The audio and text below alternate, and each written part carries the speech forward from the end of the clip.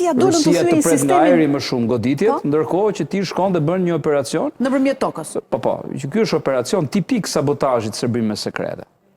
Po, kështu mund të godasin nesër, mund të godasin diga, mund të godasin struktura kritike të tjera, pra pritën këto. Edhe ajo që ndodhi me urën e Krimes, me Polumbar etj. Është pjesë e kësaj strategjie.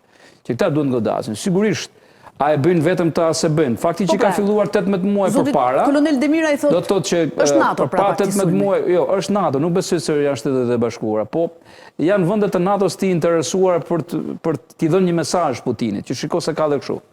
Pra ne të vim edhe në vjet, më thënë, edhe në brëndi të në thellësi të territorit tonë. Po, mbani mend dronin që shpërtheu mbi Kremlin. Pra janë disa nga këto ngjarje që her pas here janë si promemori që shiko se do të kesh probleme edhe të goditjes së drejtë për drejtë. Dhe si dolën të thyenin sistemin e mbrojtjes ruse? Apo nuk e thjesht nuk e prisnin? Kjo është e pashpjegueshme deri tani, sepse shikoni në momente lufte teknologjitë ecin shumë shpejt. Shpikjet janë të jashtëzakonshme. Pra nuk janë si një kohë normale paqeje.